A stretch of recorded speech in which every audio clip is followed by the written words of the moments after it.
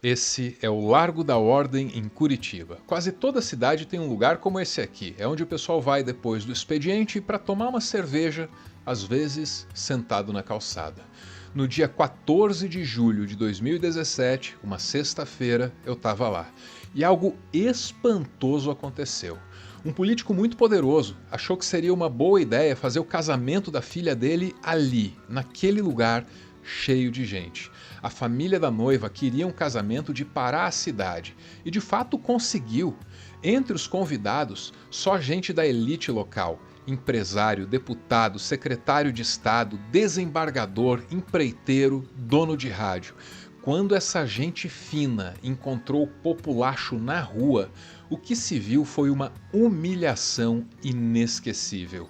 A elite andando em fila indiana, de cabeça baixa, enquanto o povo jogava copo de plástico, cerveja, ovo, saco de lixo. Era uma coisa que parecia ter saído da imaginação sádica de um George Martin, muito parecido com a Caminhada da Vergonha em Game of Thrones, aquela cena em que a rainha pecadora é obrigada a caminhar nua no meio do povaréu, tomando todo tipo de esculacho. Foi isso que eu vi e eu nunca mais esqueci. Eu já escrevi outros roteiros sobre esse episódio, mas hoje eu volto para ele. Algumas memórias são fortes demais para se esgotar num único relato. Eu sou o Arvro e esse é mais um textão sobre a noite de 14 de julho de 2017. Maria Camburão, Camburão, Camburão! Maria Camburão, Camburão, Camburão!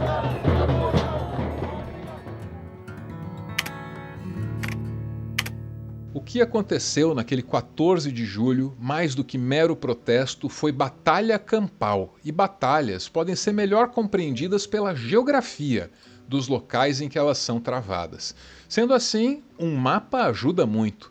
Aqui fica a igreja em que o casamento foi celebrado. E nesse outro ponto fica o palácio em que aconteceu a festa depois da cerimônia.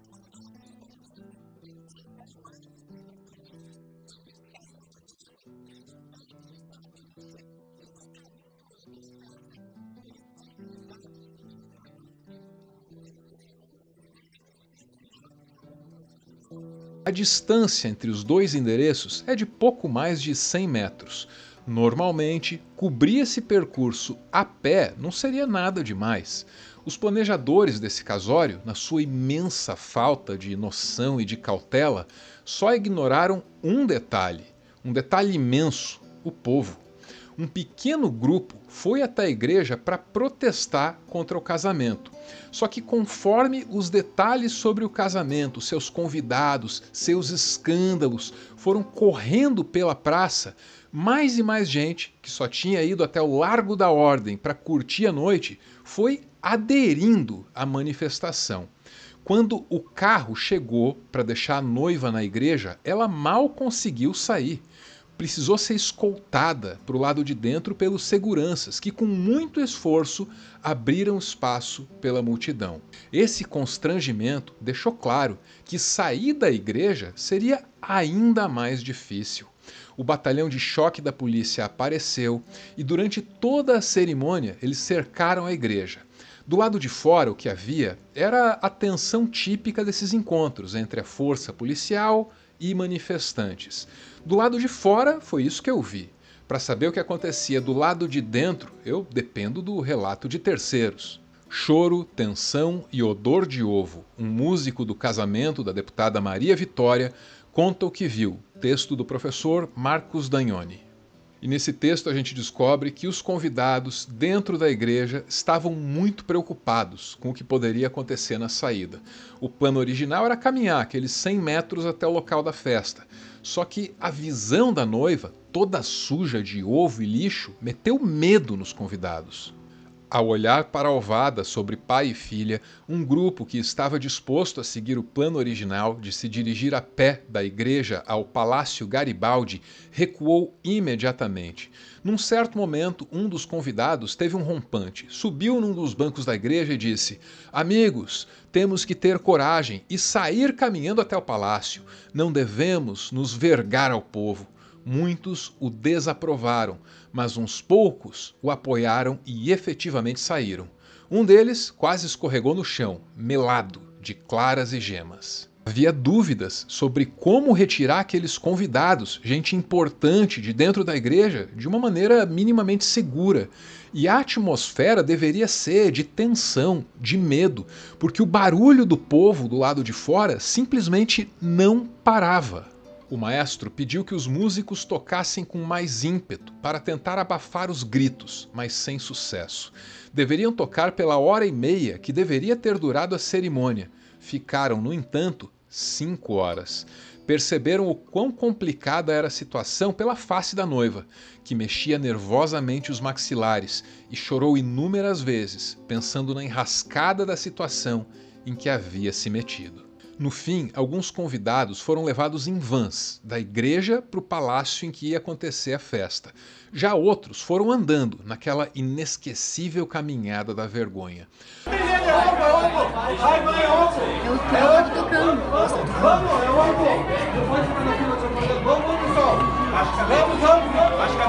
Alguns tentaram retrucar as provocações do povo.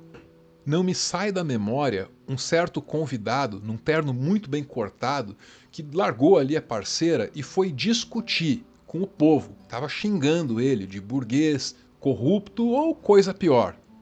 Foi uma discussão caótica, mal dava para ouvir os gritos de um lado e de outro, mas lá pelas tantas, esse convidado se referiu ao manifestante que discutia com ele como pobre, chamou o cara de pobre.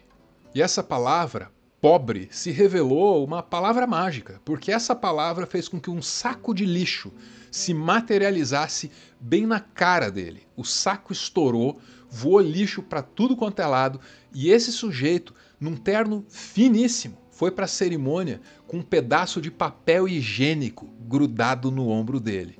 Foi nojento, mas quem viu a cena foi ao delírio, morreu de rir.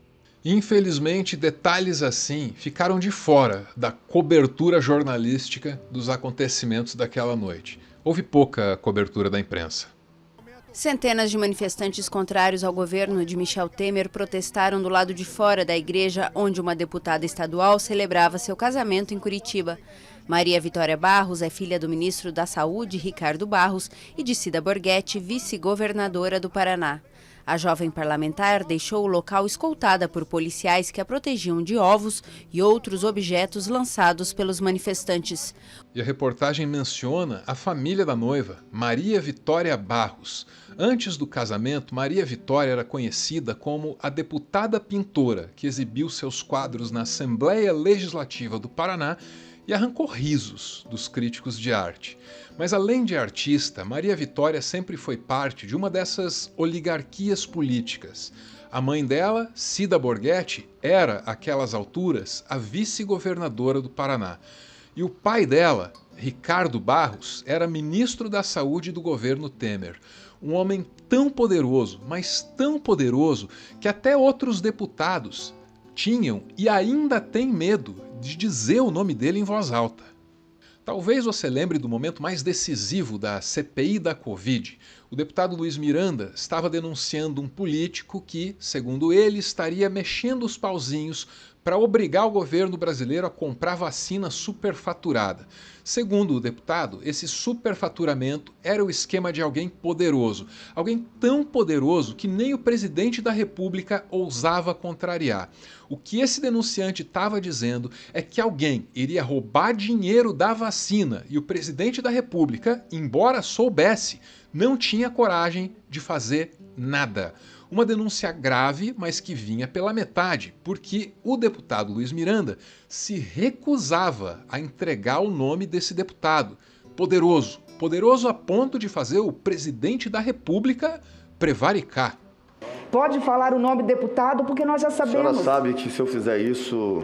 Vossa Excelência não irá para o Conselho de Ética. Eu vou ser perseguido, já disseram que eu já perdi a minha relatoria da reforma tributária, foi uma promessa do presidente Atulino para mim, já perdi todos os espaços, já perdi tudo que eu tenho, já acabaram com a minha política, o que mais vocês querem que eu faça? O depoimento se estendia e nada dele soltar o nome. Bom, deputado, Vossa Excelência só confirma que sabe, não quer dizer, eu respeito como parlamentar, eu entendo a posição de Vossa Excelência. A sessão durou mais de 7 horas. Só que, pressionado, o Luiz Miranda finalmente soltou Ricardo Barros. E tão logo ele revelou esse nome, ele chorou, talvez de medo. Foi o Ricardo Barros que o presidente falou? Foi o Agradeço imensamente a Vossa Excelência. Essa CPI, a partir de agora... Eu não me sinto pressionado para falar. Eu queria ter dito desde o primeiro momento, mas é porque vocês não sabem o que eu vou passar. Por apontar um presidente da República que todo mundo defende como uma pessoa correta, honesta, que sabe que tem algo errado, ele sabe o nome, ele sabe quem é, ele não faz nada por medo da pressão que ele pode levar do outro lado. Pô, que presidente é esse que tem medo de pressão de quem está fazendo o errado? De quem desvia dinheiro público, das pessoas morrendo na porra desse Covid? Esse episódio dá uma dimensão de quem é Ricardo Barros, mas tem mais. A denúncia do Luiz Miranda logo fez com que o Ricardo Barros fosse convocado pela CPI. Ele não colaborou com a comissão, não respondeu às perguntas de maneira direta e também não se intimidou. No fim, até criticou a CPI, fez com que a sessão fosse suspensa. E eu espero que essa CPI traga bons resultados para o Brasil, produza um efeito positivo para o Brasil, porque o negativo já produziu muito. Afastou muitas empresas interessadas em vender vacina no Brasil que não se interessam Isso mais. Não é verdade. Isso não é verdade. Afastamos as vacinas que vocês do governo queriam tirar proveito, rapaz. A reunião está suspensa. Percebe de que tipo de homem a gente está falando? Se o Ricardo Barros quer que o Brasil compre essa ou aquela vacina, o presidente da República obedece. Se o Ricardo Barros está incomodado com a CPI, a sessão acaba. Em toda a trajetória política desse homem foi assim. E no fim, a CPI recomendou que o Ricardo Barros fosse indiciado, entre outras coisas por formação de organização criminosa. As denúncias acabaram arquivadas e ele continua deputado. Normalmente, Ricardo Barros não erra nos seus cálculos políticos. Entra governo, sai governo e ele continua firme e forte. Ricardo Barros foi um membro importante da base de apoio aos governos do Lula. Quando a Dilma estava no poder, ele virou vice-líder do governo.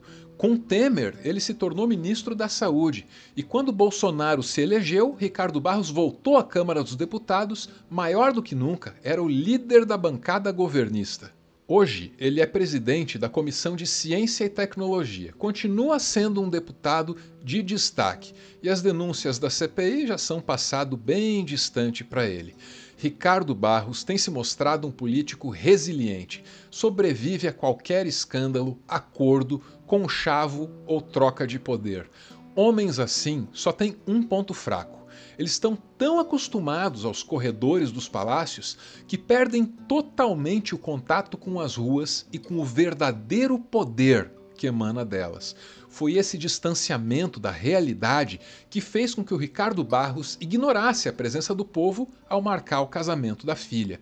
Se o Ricardo Barros soubesse como são imprevisíveis as noites no Largo da Ordem, ele jamais teria cometido aquele erro, jamais teria corrido aquele risco. Ficou demonstrado que os ricos de verdade, não sabem o que é a cidade que eles julgam que controlam. Para resumir, o que faltou a Ricardo Barros foi noção. E noção também é o que falta para nós, do populacho. A gente não tem noção da própria força, e por isso é importante recordar os raros episódios da nossa história em que essa força se manifesta, ainda que como revolta. Para mim, a noite de 14 de julho de 2017 é um desses raros episódios, e por isso ela deve ser lembrada para sempre.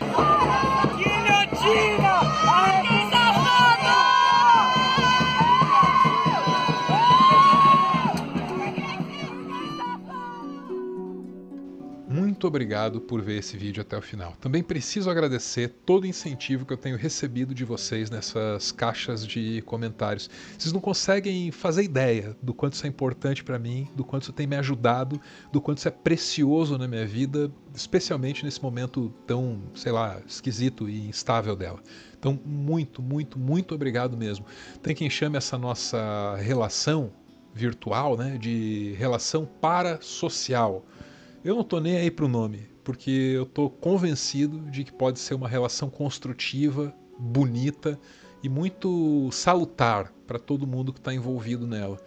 E tudo isso é graças a vocês, né? Então, de novo, obrigado. Obrigado mesmo. Valeu!